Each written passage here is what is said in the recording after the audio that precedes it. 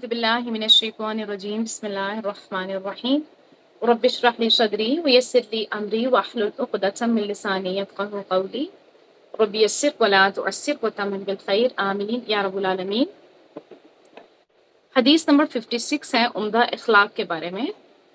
عن عبد الله بن عمر رضی اللہ عنہما قال، عبداللہ بن عمر رضی اللہ تعالیٰ عنہما فرماتے ہیں، قال لم يكن النبي صلی اللہ علیہ وسلم فاحشا ولا متفحشا وكان يقول ان من خياركم احسنكم اخلاقا۔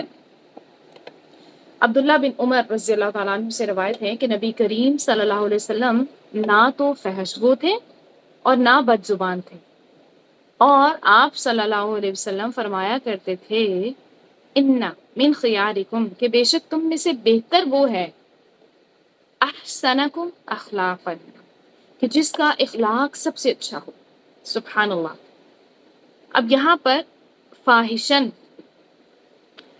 فاحش کون ہوتا ہے؟ فحش گو، وہ شخص جو عادت کے طور پہ بیہودہ اور گندی بے حیائی کی باتیں کرتا ہو، اور متفحش وہ شخص جو قصدن دوسروں کو نیچا دکھانے کی، گالی دینے یا محفل کو گرمانے کے لیے بد زبانی اپنائے۔ تو اب یہ جو حدیث ہے نا، یہ معاشرتی زندگی کے سب سے اہم پہلو، اور وہ کیا ہے؟ ہماری زبان۔ زبان کی حفاظت اور حسن اخلاق کا بیان دے رہی ہے۔ اب اس میں ہمیں سب سے پہلے تو کیا بتایا گیا آپ صلی اللہ علیہ وسلم کے بارے میں، کہ ان کا کردار کیسا تھا، ان کی زبان کیسی تھی۔ تو آپ صلی اللہ علیہ وسلم کا اخلاق کیسا تھا؟ قرآن۔ آپ نے کبھی کسی کو گالی نہیں دی، کبھی کسی کو لعن طعن نہیں کیا، اور نہ ہی کبھی محفلوں میں بیہودہ گوئی کی۔ ایون کہ آپ کے سخت ترین جو دشمن تھے نا، انہوں نے بھی کبھی آپ کے منہ سے کیسے اس طرح کے کوئی بھی فحش کلامی نہیں سنی۔ اب ہمارے پاس ہے اتنا زبردست ماڈل نمونہ، اور ہم کیا کر رہے ہیں؟ اسلام میں فضیلت اور بزرگی کا معیار جو ہے نا، وہ زیادہ مال یا پھر اونچا نسب یا خوبصورتی یا پھر ظاہری، صرف ظاہری عبادت، یہ نہیں ہے کہ یہ ہم کثرت سے کر رہے ہیں تو پھر ٹھیک ہے بھائی، بلکہ بندہ جو ہے نا اللہ کے بندوں کے ساتھ کیسا ہے، اصل بات تو یہ ہے اس کے ایمان کا کیا معیار ہے، کیونکہ کامل ایمان والا تو وہی ہے نا جس کا اخلاق سب سے اچھا ہے۔ تو اب اس کرائیٹیریا پہ ہم اپنے آپ کو ذرا رکھ کے دیکھیں ہمارا اخلاق کیسا ہے۔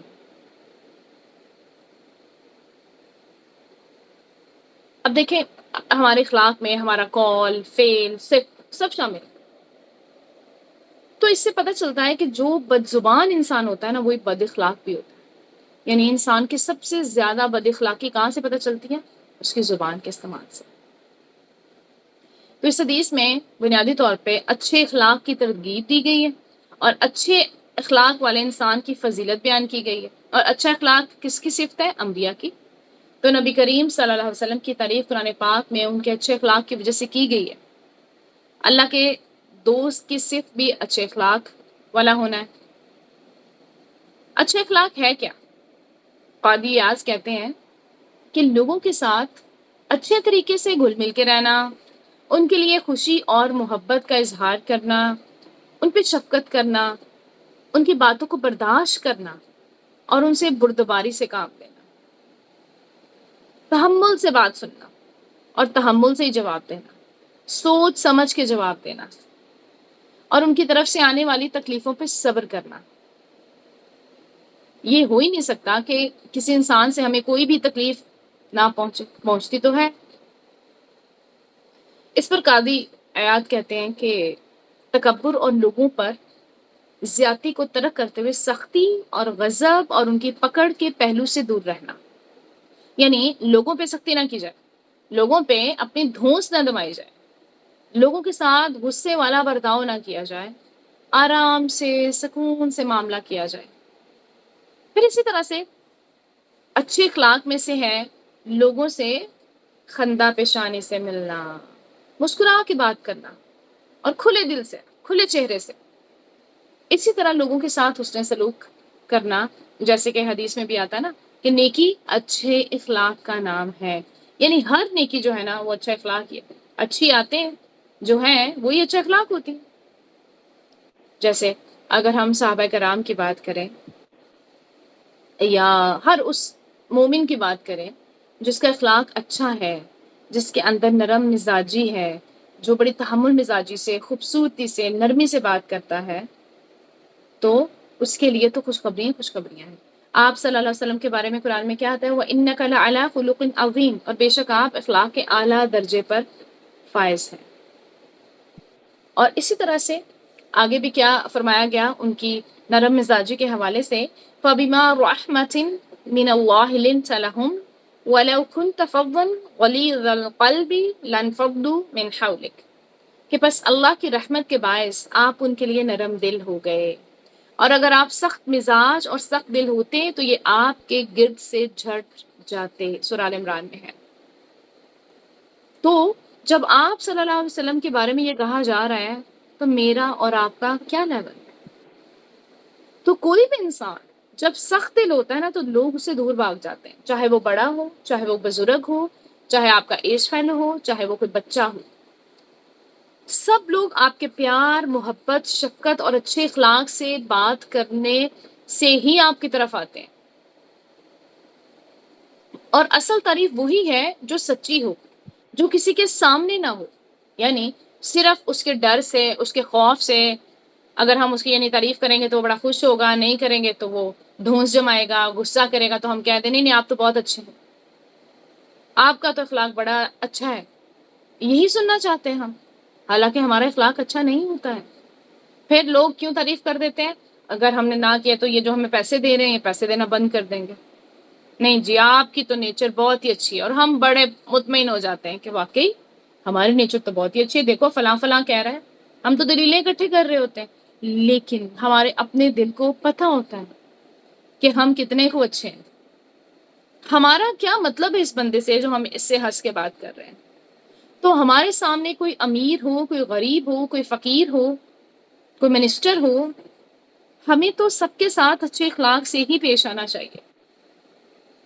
امیروں کے ساتھ تو سبھی اچھے سے بات کرتے ہیں، اصل بات ہے کہ ہم غریبوں کے ساتھ کیسا سلوک کرتے ہیں، اور ان لوگوں کے ساتھ کیسا سلوک کرتے ہیں جن کے ساتھ ہمارا کوئی مطلب نہیں ہے، جن کے ساتھ مطلب ہوتے ہیں ان کے ساتھ تو بڑی بنا کے رکھتے ہیں ہم۔ بات جو بھی کرے نا ہمیں اچھی کرنی چاہیے، احسن کرنی چاہیے جس سے بھی کرے، جیسے کہ قرآن میں آتا ہے وَقُلْ لِعِبَادِي يَقُولُوا الَّتِي هِيَ أَحْسَنُ إِنَّ الشَّيْطَانَ يَنزَغُ بَيْنَهُمْ، اور میرے بندوں سے کہہ دیجئے کہ وہ بات کہا کریں جو سب سے اچھی ہو، بے شک شیطان ان کے درمیان فساد ڈلواتا ہے۔ اسی طرح آپ صلی اللہ علیہ وسلم نے فرمایا بلا شبہ اللہ عز و جل مہربان ہے، مہربانی اور بلند اخلاق کو پسند کرتا ہے اور اس کے گھٹیا پن سے نفرت کرتا ہے۔ تو افضل ایمان والے لوگ وہ ہوتے ہیں جن کا اخلاق اچھا ہوتا ہے۔ اس لیے تو آپ صلی اللہ علیہ وسلم نے فرمایا کہ تم اچھے اخلاق اور طویل خاموشی کو لازم پکڑو۔ کیا ہے ہمارا اچھا اخلاق؟ کیا ہوتی ہے ہمارے اندر طویل خاموشی؟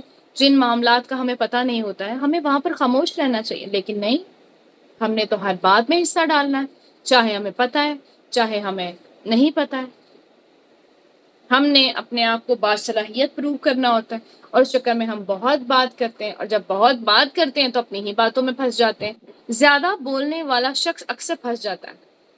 اچھا ہم کبھی کبھی نا زیادہ اس لیے بھی بولتے ہیں کہ ہمارا اخلاق اچھا لگے، کہ ہمارے معاشرے میں یہ بھی تاثر پایا جاتا ہے کہ اگر کوئی انسان بیچارہ خاموشی سے بیٹھا ہے، خاموشی عبادت ہے، ٹھیک ہے، خاموشی کو آپ صلی اللہ علیہ وسلم نے کہا ہے طویل خاموشی کو لازم پکڑو، اگر اس حدیث پہ عمل کرتے ہوئے کوئی انسان واقعی خاموش رہنا چاہتا ہے تو آس پاس کے لوگ کیا کہتے ہیں؟ اس کا تو نخرہ ہی بڑا ہے، اس کا تو ایٹیٹیوڈ ہی بڑا ہے، یہ تو کسی سے بات ہی نہیں کرتی۔ اللہ اکبر، یہ نہیں آزمائش ہے، اب لوگ خاموش بھی نہیں رہ سکتے۔ اب اچھے اخلاق والا ہمارے معاشرے میں اسی کو سمجھا جاتا ہے جو زیادہ بولتا ہے۔ اللہ اکبر، یہ بھی بہت بڑی آزمائش ہے، اور واقعی جب ہم زیادہ بولتے ہیں تو پھنس جاتے ہیں۔ ہمیں چاہیے کہ اچھے اخلاق والے جو لوگ ہوتے ہیں نا وہ بہت ساری باتوں کے جواب میں کیا کرتے ہیں؟ خاموشی اختیار کر لیتے ہیں. کبھی کبھی انسان کوئی دوسرا آپ پہ غصہ کر رہا ہوتا ہے اور آپ خاموشی کا مظاہرہ کرتے ہیں کہ نہیں میں نے بحث نہیں کرنی ہے. دوسرا تم بولتے کیوں نہیں ہو؟ تم آگے سے جواب کیوں نہیں دے رہے ہو؟ بھائی اگر اللہ کا وہ بندہ چپ ہے، خاموش ہے، تو اس کو رہنے دیجئے. فساد ہوتا کب ہے؟ معاملہ کب بگڑتا ہے؟ جب انسان ایک کے بدلے دو سنا دیتا ہے. ٹھیک ہے، اپنا غصہ نکال دیتا ہے، اپنی بھڑاس نکال دیتا ہے. کیوں؟ وہ سیٹسفیکشن چاہیے ہوتی ہے نا. کیونکہ جب تک بات کوئی دل میں ہے نا، انسان کو چین نہیں آتا ہے، اور اسے ہوتا ہے میں بس اپنی بات کہہ دوں تاکہ میرا دل جو ہے نا وہ سکون میں آ جائے. پر عقل مند انسان وہی ہے جو بہت سی باتوں کو سنی انسنی کر سکتا ہے. اچھا کوئی بات نہیں، اللہ تو جانتا ہے نا. یہ شخص اگر زیادتی کر رہا ہے تو کوئی بات نہیں، اللہ کو میرے معاملے کا پتہ ہے. میں نے اپنا معاملہ اللہ کے سپرد کر دیا، میں اس کا بدلہ نہیں لوں گی، میں اس کے پیچھے نہیں پڑوں گی، میرا معاملہ اللہ کے سپرد. تو بہت دفعہ ایسا ہوتا ہے کہ ہمیں اذیت پہنچتی ہے، اور اپنے بہت قریبی لوگ ہی ہوتے ہیں جو ہمیں اذیت دیتے ہیں. کبھی ماں سے، کبھی باپ سے، کبھی اولاد سے، کبھی خامن سے، کبھی بہن بھائیوں سے، کبھی آپ کے قریبی دوستوں سے. لیکن اس تکلیف پہ، اس اذیت پہ ہم نے ریئیکشن نہیں دینا ہوتا ہے. کبھی کبھی ریئیکشن دینا پڑتا ہے جب ہمیں پتہ چلے کہ یہ بندہ ہماری خاموشی کو ہماری کمزوری سمجھے گا. جیسے صحابہ کرام نے دیا. جب مکہ میں تھے تو ان کو جنگ کی اجازت نہیں دی گئی تھی، لیکن جب مدینہ گئے ان کے حالات بہتر ہوئے تو پھر کہا ٹھیک ہے جواب دو ان کو. تو ہم کیا کرتے ہیں؟ ہمیں ہوتا ہے بس بات ہوگی یا فوراً جواب دے دیں، چاہے ہم بیچارے اس سچویشن میں ہوں یا نہ ہو، ہماری سنی جا رہی ہو نہ سنی جا رہی ہو. جیسے خاص طور پہ جب شادی ہوتی ہے نا کسی لڑکی کی، تو اگلے گھر جا کے اس کو ہوتا ہے میں نے کسی کی کوئی بات برداشت نہیں کرنی. میری ساس نے یا میری نند نے کوئی بات کہہ دی ہے تو میں بھلا کیسے برداشت کر لوں؟ بھائی یہ تو بات غلط ہے. تو غلط بات ہی تو سہنی ہوتی ہے، صحیح بات کا تو سہنے والی کوئی چیز ہی نہیں ہوتی ہے. ٹھیک ہے، تو اصل بات ہے ہم غلط بات کو سہ جائیں، موقع کا انتظار کریں. ہمارا بھی وقت آئے گا جب ہم اپنی بات اچھے طریقے سے بتا پائیں گے. جمعہ 8 دن ہوئے ہمیں اس گھر میں داخل ہوئے، اور ہم چلے ان کے طور طریقے بدلنے اور اپنے آپ کو بڑا پرفیکٹ ثابت کرنے. ایسا نہیں ہوتا ہے. وقت چاہیے ہوتا ہے، ہر چیز میں حکمت اور دانائی سے کام لینا ہوتا ہے. ہمیں فوری پٹ پٹ جواب نہیں دینے ہوتے. بہت دفعہ صحیح ہونے کے باوجود خاموش رہنا پڑتا ہے. آپ صلی اللہ علیہ وسلم کی زندگی کو فالو کرنا چاہیے، صحابیات کی زندگی کو، سیرت صحابیات پڑھنی چاہیے. آپ صلی اللہ علیہ وسلم نے فرمایا مجھے تو صرف اس لیے بھیجا گیا ہے تاکہ میں اچھے اخلاق کی تکمیل کروں. سبحان اللہ. اسی طرح سے ایک اور حدیث ہے، آپ صلی اللہ علیہ وسلم نے فرمایا کہ قیامت کے دن میزان عمل میں حسن اخلاق سے بھاری کوئی چیز نہیں ہوگی. اللہ اکبر، اتنا اہم ہے یہ حسن اخلاق. پھر آپ صلی اللہ علیہ وسلم نے فرمایا کہ قیامت کے دن تم میں سے مجھے سب سے زیادہ محبوب اور میرے سب سے زیادہ قریب وہ لوگ ہوں گے جو تم میں سے اخلاق کے اعتبار سے اچھے ہوں گے. اور ہم سب چاہتے ہیں آپ صلی اللہ علیہ وسلم کی رفاقت، ان کا قرب، ان کے ساتھ بیٹھنا، ان کو دیکھنا، ان کا دیدار کرنا. تو ہمیں اچھا اخلاق چاہیے. دنیا میں بھی دیکھیں، اگر جیسے ہماری نیچر ہوتی ہے نا، ویسے ہی ہمیں لوگ بھی پسند آتے ہیں اور انہی کی گیدرنگ کو ہم انجوائے بھی کرتے ہیں. اب آپ صلی اللہ علیہ وسلم کا اخلاق تو سبحان اللہ قرآن ہے، اتنا عظیم اخلاق. تو اگر ہم ان کی محفل میں بیٹھنا چاہتے ہیں، ان کا دیدار کرنا چاہتے ہیں، ان کا قرب حاصل کرنا چاہتے ہیں، تو ہمیں بھی اپنا اخلاق اچھا کرنا ہے. ان کی کیٹیگری میں، ان کی لسٹ میں آنا ہے تو اخلاق بہتر کیجیے. آپ صلی اللہ علیہ وسلم نے فرمایا کہ جو شخص مجھے اپنی 2 ٹانگوں کے درمیان والی چیز یعنی ہماری شرمگاہ اور 2 جبڑوں کے درمیان والی چیز یعنی زبان کی ضمانت دے دے تو میں اسے جنت کی ضمانت دے دیتا ہوں.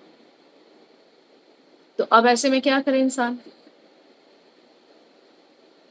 اب جب ہمارے ماں باپ ہمیں کچھ کہتے ہیں تو ہمیں جواب دینا چاہیے. سوٹ کرتا ہے ہمیں؟ نہیں سوٹ کرتا ہے. اگر ماں باپ کو زیادتی کر رہے ہیں تو اللہ تعالیٰ سے ماں باپ کی ہدایت کی دعا کرنی چاہیے، ان رحم کی دعا کرنی چاہیے، معاملہ اللہ کے سپرد کر دینا چاہیے، ماں باپ کو معاف کر دینا چاہیے. اس نیکی کے سلے میں پتہ نہیں آپ کو کیا ہی خیر ملے گی. اللہ ہی جانتا ہے، اس لیے ان پر احسان کیجیے۔ ہم لیکن عام طور پہ صبر نہیں کرتے، ماں باپ کو بھی چڑ چڑ کر کے جواب دے رہے ہوتے ہیں۔ اچھا اخلاق جنت میں داخلے کا سبب ہے۔ آپ صلی اللہ علیہ وسلم نے فرمایا کہ لوگوں کو سب سے زیادہ کثرت کے ساتھ جنت میں اللہ تعالیٰ کا تقویٰ اور حسن اخلاق لے کے جائیں گے۔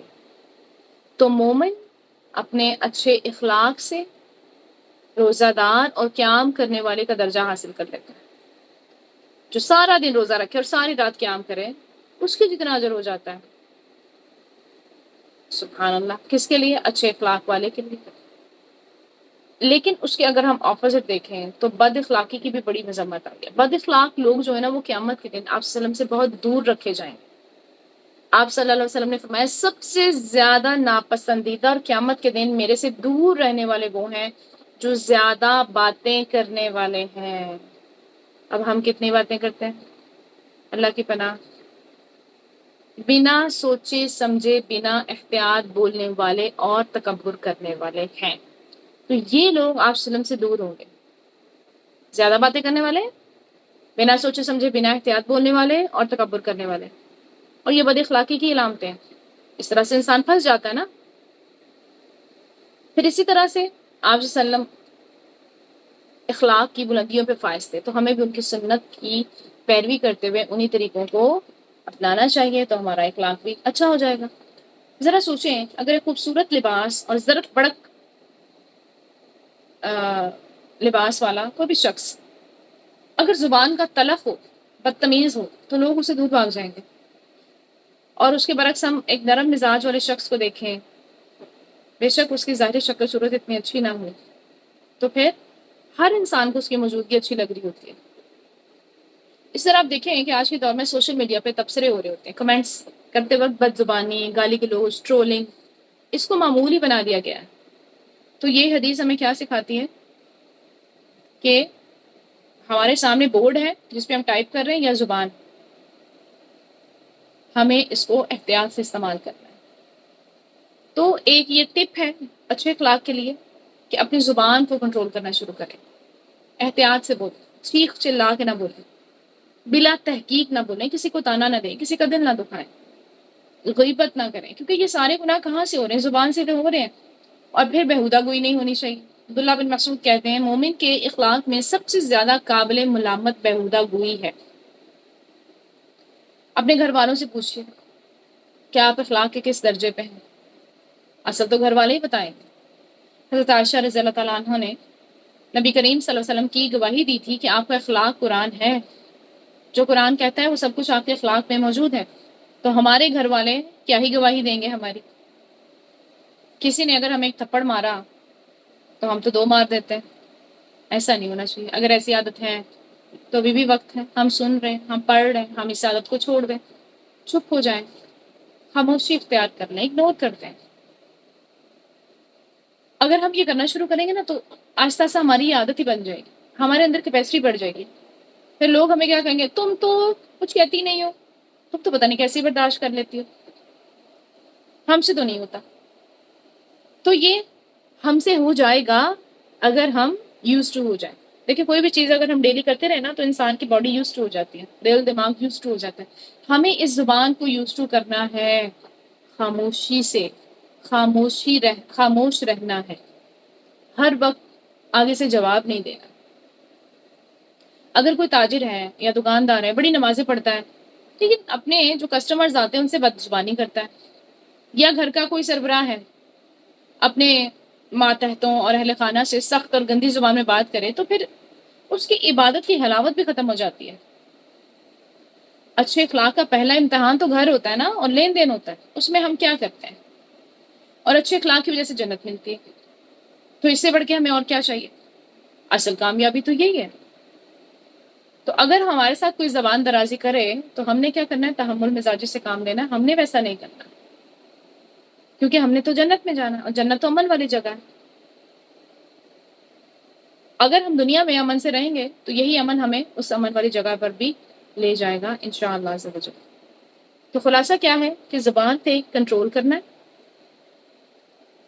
اسلام صرف عبادت کا نام نہیں ہے بلکہ معاملات اور گفتگو کی پاکیزگی کا نام بھی ہے۔ بد زبانی اور گالی گلوچ سے پرہیز کرنا ہے مومن کی یہی پہچان ہے۔ ہماری گفتگو ہی ہمارے باطن کا آئینہ ہوتی ہے۔ بہترین انسان بننے کے لیے لفظوں کا انتخاب بڑا خوبصورت ہونا چاہیے اور نرم ہونا چاہیے، اور ہمیں دعا بھی مانگنی چاہیے کہ یا اللہ ہمیں اچھا اخلاق عطا فرمانا۔ تو اللہ تعالیٰ ہم سب کو اچھا اخلاق عطا فرمائے تاکہ ہم ان بہترین لوگوں میں شامل ہو سکیں جو اپنے رب کے قریب ہوں گے اور اپنے نبی حضرت محمد صلی اللہ علیہ وسلم کا قرب حاصل کر پائیں گے۔ سبحانک اللہم و بحمدک، نشہد ان لا الہ الا انت، نستغفرک و نتوب الیک۔ السلام علیکم ورحمۃ اللہ وبرکاتہ۔